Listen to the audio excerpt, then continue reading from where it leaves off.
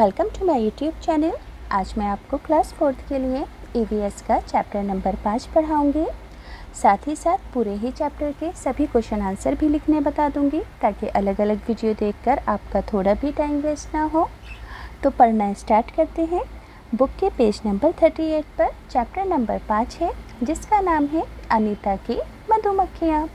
क्या नाम है चैप्टर का? अनीता की मधुमक्खियाँ। तो बच्चों, ये जो चैप्टर है, अनीता नाम की एक बच्ची की सच्ची कहानी है।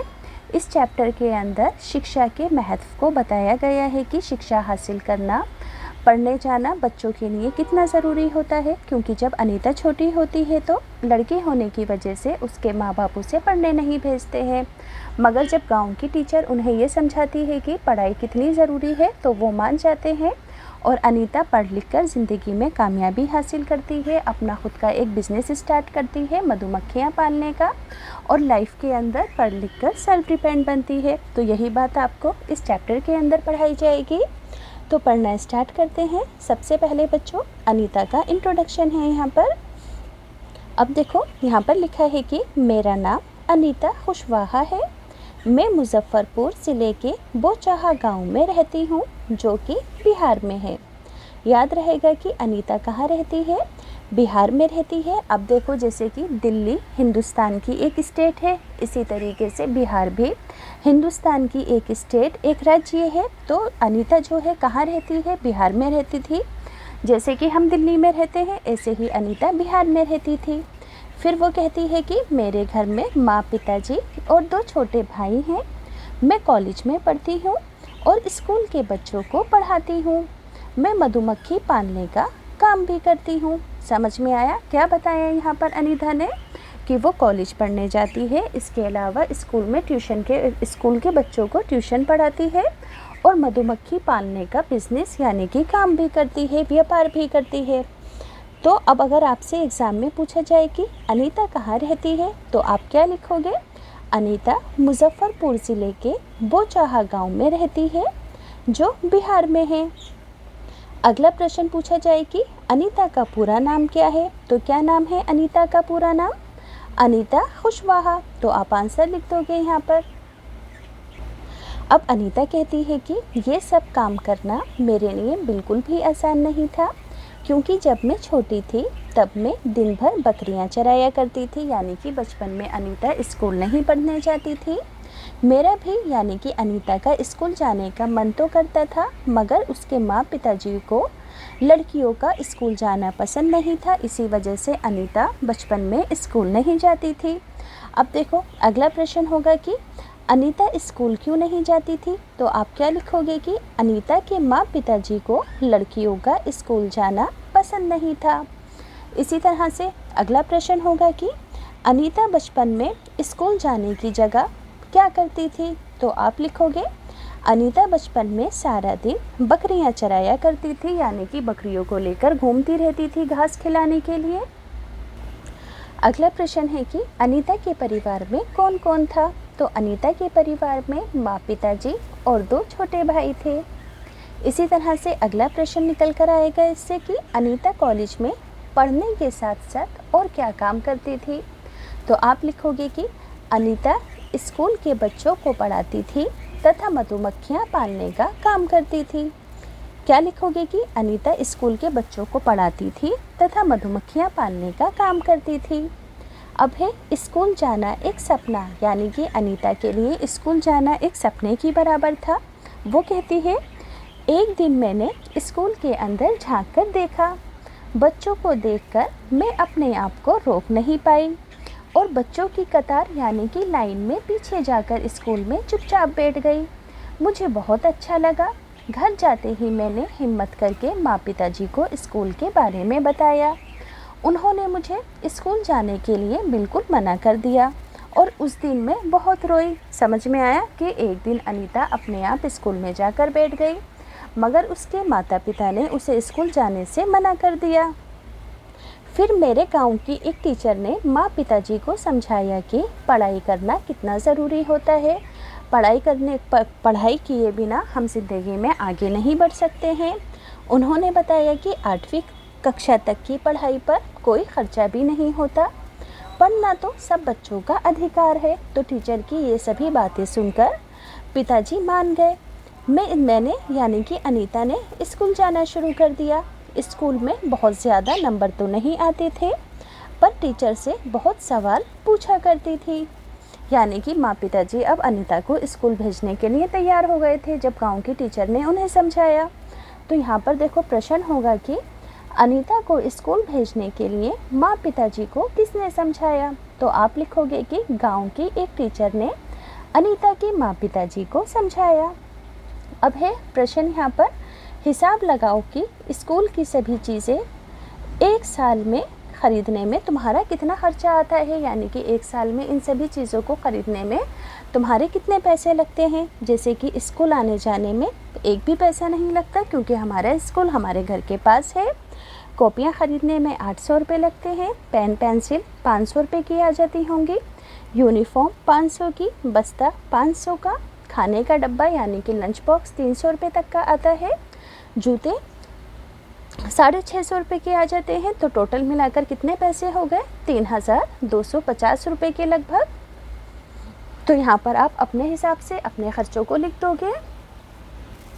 अब है बच्चों पेज नंबर 40। यहाँ पर भी एक प्रश्न है कि तुमने इस साल कितने रुपयों की स्कूल की कॉपियाँ ख़रीदी। तो तकरीबन हमने एक साल में 800 रुपये की कॉपियाँ ख़रीदी। यहाँ पर लिख देना ख़रीदी।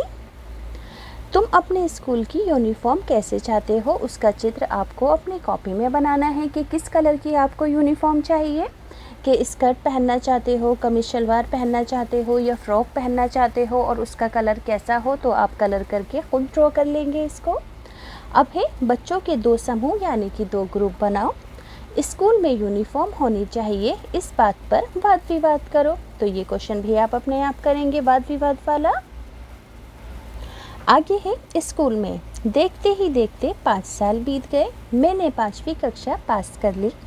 मुझे पता चला कि 6ठी कक्षा से खर्चा बढ़ जाएगा।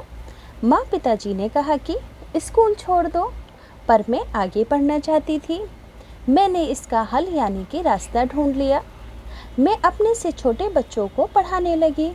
उससे मुझे जो पैसे मिलते थे उनसे मैं अपनी आगे की पढ़ाई कर पाई, क्योंकि 6ठी कक्षा के अंदर थोड़े पैसे लगते, मगर माँ पिताजी ने तो मना कर दिया था। तो अनीता ने क्या किया कि अपने से छोटे बच्चों को पढ़ाना शुरू कर दिया, जिससे कि उसे पैसे मिल गए और वो अपने आगे की पढ़ाई को जारी रख पाई। एक याद देखो, यहाँ पर एक पिक्चर दिख रही है। मुझे याद है कि गाँव में कुछ बड़े लड़के भी बच्चों को पढ़ाते थे। उन्हें मेरा बच्चों को पढ़ाना पसंद नहीं आया। उन्होंने मेरे पास आने वाले बच्चों को डराना और धमकाना शुरू कर दिया। 2 बच्चों को छोड़कर बाकी सब बच्चों ने आना बंद कर दिया। कुछ दिन बाद बाकी बच्चे भी लौट आए, क्योंकि मैं उन्हें प्यार से पढ़ाती थी। देखो यहाँ पर अनीता बच्चों को पढ़ा रही है। अब अनीता क्या बताती है कि एक बार वो बच्चों को उसने पढ़ाना शुरू किया तो गाँव के लड़के उससे चिढ़ने लगे और उन लड़कों ने उन आने वाले बच्चों को डराना शुरू कर दिया। मगर फिर बाद में सब बच्चे अनीता के पास ही आने लगे, क्योंकि अनीता बहुत प्यार से पढ़ाती थी। अब है अगला प्रश्न, क्या तुम कुछ ऐसे लोगों को जानते हो जो पढ़ना चाहते थे लेकिन अपनी पढ़ाई पूरी नहीं कर पाए? इसके बारे में कक्षा में बताओ। तो देखो इसका आंसर क्या लिखोगे कि हमारी कॉलोनी के पास झुग्गी झोपड़ी में रहने वाले बच्चे अत्यधिक गरीबी के कारण पढ़ नहीं पाते। हमें स्कूल जाते समय टकटकी लगाकर देखते हैं। शायद वे ड्रेस पहनकर स्कूल जाना चाहते होंगे। तो बच्चों इस क्वेश्चन का ये आंसर है। हैंड टू हैंड इसे अपनी कॉपी के अंदर लिख लो ताकि बाद में आपका टाइम वेस्ट ना हो। अब अगला प्रश्न है, हर बच्चे का हक है कि वे 8वीं कक्षा तक की पढ़ाई मुफ्त में हासिल करें। क्या सभी बच्चों को ये अधिकार मिलता है कि वो 8वीं कक्षा तक शिक्षा को हासिल कर सकें? तो आप लिखोगे कि हाँ, सभी बच्चों का हक है कि वे 8वीं कक्षा तक की पढ़ाई मुफ्त कर सकें। किंतु पढ़ाई के मुफ्त होने पर भी सभी बच्चे स्कूल नहीं जा पाते। इसका कारण उनकी पारिवारिक स्थिति तथा गरीबी होती है। माता पिता काम पर चले जाते हैं तथा उन्हें छोटे भाई बहनों की देखरेख के लिए तथा मजदूरी आदि करने के लिए घर पर रुकना पड़ता है। तो बच्चों स्क्रीनशॉट लेकर इस आंसर को भी अच्छे से अपनी कॉपी में लिख देना। क्या है आरटीई अधिनियम 2009? आपसे अगर एग्ज़ाम में पूछा जाए कि आरटीई अधिनियम 2009 का मतलब क्या है, तो आप क्या लिखोगे कि इसके अंतर्गत ये 6 से 14 साल के सभी बच्चों को मुफ्त एवं अनिवार्य शिक्षा का अधिकार देता है। क्या लिखोगे? आरटीई की बच्चों फुल फॉर्म क्या है? Right to education. क्या है? Right to education. तो बच्चों इस क्वेश्चन को भी याद से कॉपी में लिखना, ये एग्ज़ाम में आ सकता है, इसकी फुल फॉर्म भी आ सकती है। अब है धीरे धीरे मैंने गांव वालों को समझाना शुरू किया कि सभी लड़कियों को स्कूल भेजें। घर में माँ पिताजी ने भी मेरी मदद करनी शुरू कर दी। घर का सारा काम मेरी माँ ही कर लेती थी। मुझे पढ़ने के लिए काफ़ी समय मिल जाता था, यानी कि अनीता की माताजी उससे घर के सारे काम नहीं करवाती थी, वो सारा काम खुद कर लेती थी, जिसकी वजह से अनीता को पढ़ पाने का समय मिल जाता था। अब है स्कूल से मधुमक्खी पालन तक। हमारे इलाके में बहुत सारे लीची के पेड़ हैं। लीची के फूल मधुमक्खियों को अपनी ओर लुभाते हैं, यानी कि रिझाते हैं। इसलिए यहाँ लोग मधुमक्खियों को पालकर शहद बनाने का काम करते हैं। अब मैंने भी सोचा क्यों ना मैं भी ये काम कर लूँ। तब मैंने गांव में मधुमक्खी पालने का एक सरकारी कोर्स के अंदर भाग लिया, और इस कोर्स के अंदर बच्चों अनीता भाग लेने वाली सिर्फ एकमात्र अकेली लड़की थी। ट्रेनिंग में मुझे पता चला कि अक्टूबर से दिसंबर तक का समय मधुमक्खियों के अंडे देने का होता है। मधुमक्खियां पालन शुरू करने का सबसे अच्छा यही समय होता है। क्या पता चला अनीता को ट्रेनिंग लेने के दौरान? कि अक्टूबर से दिसंबर का जो बीच का समय होता है, ये मधुमक्खियों को पालने का सबसे अच्छा समय होता है। और जब बच्चों अनीता ट्रेनिंग ले रही थी तो उस ग्रुप के अंदर अनीता सिर्फ एक ही लड़की थी, बाकी सभी लड़के थे। तो यहाँ पे प्रश्न है कि क्या तुमने कीड़ों को फूलों पर आते देखा है? उनके नाम पता करो और लिखो। तो आप लिखोगे कि हाँ, मैंने कीड़ों को फूलों पर आते देखा है, जैसे कि पतंगे, मधुमक्खी, तितली आदि फूलों के इर्द गिर्द आपने भी मंडलाते हुए देखे होंगे। अब है कॉपी में उनके चित्र बनाने हैं, जैसे कि तितली का, मधुमक्खी का, पतंगे का आप चित्र अपनी कॉपी में अपने आप बना लेंगे। अब है कि ये सभी कीड़े फूलों पर क्यों आते हैं? तो वे फूलों का रस चूसने के लिए आते हैं। अगला प्रश्न है, जब मधुमक्खी उड़ती है तो कैसी आवाज़ होती है? वैसी आवाज़ निकालो। तो आपने सुना होगा कि मधुमक्खी भिन भिन आती है, भिन भिन की आवाज़ आती है, तो आप लिख दोगे कि वे भिन भिन आती है। अनीता मधुमक्खी पालक। अब देखो अनीता मधुमक्खी को पालने वाली बन गई है। मैंने मधुमक्खी पालने का कोर्स कर लिया, लेकिन अपना काम शुरू करने के लिए मेरे पास पैसे नहीं थे। मैंने कुछ समय तक इंतज़ार किया और बच्चों को पढ़ाया, और इस तरीके से मैंने 5,000 रुपये जमा किए, और इन रुपयों से मैंने मधुमक्खी पालने के 2 बक्से खरीदे। एक बक्से की कीमत थी 2,000 रुपये। बाकी जो पैसे बचे थे उनसे मैंने मीठा घोल बनाने के लिए, चीनी और छत्ते को साफ़ करने के लिए दवाइयाँ खरीद ली, यानी कि मधुमक्खियों को पालने के लिए बच्चों चीज़ों की ज़रूरत होती थी। तो अनीता ने 5,000 रुपये इकट्ठे करके उन सभी चीज़ों को ख़रीद लिया। अब सितंबर का महीना था। दिसंबर तक मेरे पास इतनी मधुमक्खियाँ हो गई थी कि 2 बक्से कम पड़ने लगे। मैंने 2 बक्से और ख़रीद लिए। मुझे मधुमक्खियों के बारे में ज़्यादा अनुभव नहीं था। कई बार मधुमक्खियों ने मुझे काटा भी। इससे मेरा चेहरा तथा हाथ सूज जाते थे और बहुत दर्द भी होता था। पर कहती किससे? ये काम तो मैंने अपनी मर्ज़ी यानी कि अपनी इच्छा से शुरू किया था। अब यहाँ पर प्रश्न है कि तुम्हारे आसपास के इलाके में मधुमक्खी के काटने पर क्या लगाते हैं? तो हम मधुमक्खी के काटने पर चूना लगाते हैं, जिससे दर्द में राहत मिलती है। अगला प्रश्न है, मधुमक्खी का चित्र आपको कॉपी के अंदर बनाना है और उसमें रंग भी भरने हैं, तो आप अपनी मर्ज़ी से बना लेना। आगे है, लीची के फूल फरवरी के महीने में खिलते हैं। मैंने अपने 4 बक्सों को लीची के बगीचे के अंदर रखा। मुझे हर बक्से से 12 किलो शहद मिला, जो मैंने बाज़ार में बेचा। मुझे अपनी पहली कमाई मिली। अब मेरे पास 20 बक्से हैं। तो आपको बताना है कि अनीता के 20 बक्सों की कुल कीमत क्या है। तो क्या कीमत है, एक बक्से की कीमत थी 2000 रुपये और 20 बक्सों की कीमत कितनी होगी, 2000 को अगर हम 20 से मल्टीप्लाई कर देंगे तो 4000 रुपये के 20 बक्से थे। समझ में आया कि अभी बताया था कि एक बक्से की कीमत कितनी थी, 2000 रुपये।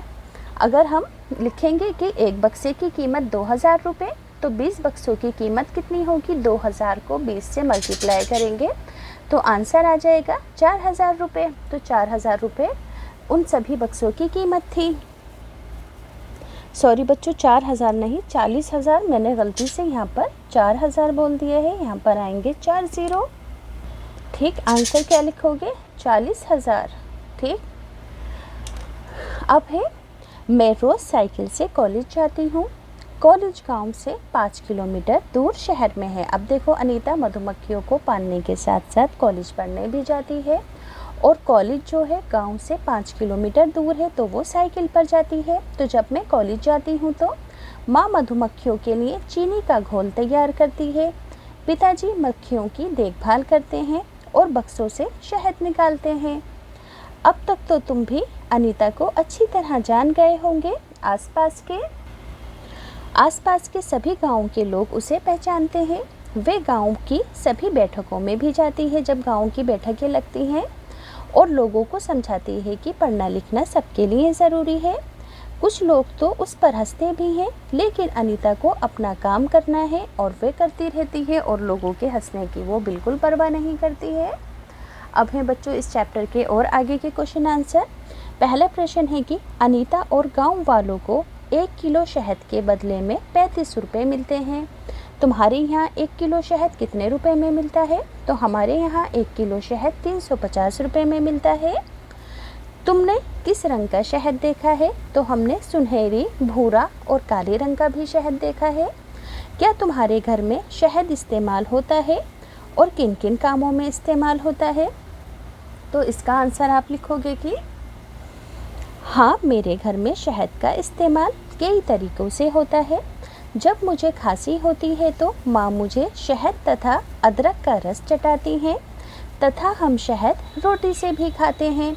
तो इस प्रश्न का उत्तर बच्चों यहाँ पर नीचे लिखा हुआ है, स्क्रीनशॉट लेकर याद से लिख लेना। अब हर छत्ते में एक रानी होती है जो अंडे देती है। छत्ते में कुछ नर मक्खियाँ भी होती हैं। समझ में आया कि एक छत्ते के अंदर एक रानी होती है जो कि बहुत सारे अंडे देती है, उसे रानी मधुमक्खी कहते हैं। इसके अलावा नर मक्खियाँ भी होती हैं। छत्ते में बहुत सारी काम करने वाली मक्खियाँ भी होती हैं। ये दिन भर काम करती हैं, शहद बनाने के लिए फूलों का रस ढूंढ कर लाती हैं और जब किसी मक्खी को रस मिल जाता है तो वो एक तरह का नाच करती है। उससे दूसरी मक्खियों को पता चल जाता है कि रस यहाँ पर है, तो बाकी की मधुमक्खियाँ भी उस जगह से रस लेने के लिए चली जाती हैं। छत्ता बनाने का काम भी इन्हीं का होता है। और बच्चों को पालने का काम भी इन्हीं मधुमक्खियों का होता है जो काम करती हैं, रस लेकर आती हैं। अगर ये काम करने वाली मक्खियाँ ना हो तो ना छत्ता बने और ना शहद इकट्ठा हो। शहद के बिना छत्ते की सारी मधुमक्खियाँ भूखी ही रह जाती हैं। नर मक्खी छत्ते के लिए कुछ ख़ास काम नहीं करते हैं, ज़्यादातर सारा काम छत्ते के लिए मादा मधुमक्खियाँ करती हैं। अब है यहाँ पर मधुमक्खी के अलावा और कौन कौन से कीड़े समूह के अंदर रहते हैं, यानी कि ग्रुप में रहते हैं, टोली बनाकर रहते हैं। तो मधुमक्खी के अलावा तितलियाँ, चींटियाँ भी समूह में रहती हैं। तो स्क्रीनशॉट लेकर बच्चों इस आंसर को अच्छे से लिख देना। आगे है मधुमक्खियों की तरह ही चींटियाँ भी मिलजुल कर रहती हैं। सभी चींटियों का काम बटा हुआ होता है कि कौन सी चींटियों को क्या काम करना है, कौन सी चींटियाँ खाना लेकर आएंगी, कौन सी चींटियाँ अंडों की हिफाजत करेंगी, देखरेख करेंगी। तो चींटियाँ भी रानी मधुमक्खी की तरह, रानी चींटी भी अंडे देती है और सिपाही चींटियाँ बिल का ध्यान रखती हैं। काम करने वाली चींटियाँ भोजन ढूंढकर बिल तक लेकर आती हैं। दीमक और ततैये भी इसी तरीके से समूह में रहते हैं जैसे कि मधुमक्खियाँ रहती हैं। तो यहाँ पर है कि तुमने चींटियों का बिल कहाँ कहाँ देखा है? तो आप लिखोगे कि मैंने चींटियों का बिल सुनसान जगह, मैदान में, तथा पेड़ों के नीचे देखा है चींटियों का बिल। अगला है, तुम्हें क्या लगता है किस तरह की चीज़ों पर चींटियाँ ज़्यादा आती हैं? उनकी सूची बनाओ। तो बच्चों, चींटियाँ ज़्यादातर किन चीज़ों पर इर्द गिर्द मंडराती हैं? तो चींटियाँ मीठी चीज़ों पर, अनाज तथा मरे हुए जीवों तथा कीड़ों पर ज़्यादा आती हैं। अगला प्रश्न है, चींटियों की कतार को देखो और बताओ कि उनका रंग कैसा है? तो उनका रंग काला और लाल होता है। कुछ चींटियाँ काली होती हैं, कुछ लाल होती हैं। आगे है, क्या तुम्हें सभी कभी चींटी ने काटा है? तो आप लिखोगे कि हाँ, मुझे एक छोटी लाल चींटी ने काटा है। क्या चींटी तुम्हारे पास आती है और कब आती है? तो आप लिखोगे कि हाँ, जब भी चीनी या किसी चीज़ के दाने ज़मीन पर गिरे होते हैं तो थोड़ी देर में चींटियाँ आ जाती हैं। अब यहाँ पर है, कुछ छोटी और बड़ी चींटियों को ध्यान से देखो और बताओ कि उनके कितने पैर होते हैं। तो बच्चों, बड़ी चींटियों के भी 6 पैर होते हैं, छोटी चींटियों के भी 6 पैर होते हैं। अब चींटी का चित्र आपको अपनी कॉपी के अंदर बनाना है। अब है, तुम अक्सर मूंगफली खाकर उसके छिलके फेंक देते हो। चलो, छिलकों से रंग बिरंगे कीड़े मकोड़े बनाने की कोशिश करो और उन पर आपको रंग भी करने हैं मूंगफली के छिलकों पर। तो ये एक्टिविटी भी आप अपने आप कर लेंगे। चैप्टर कंप्लीट होता है।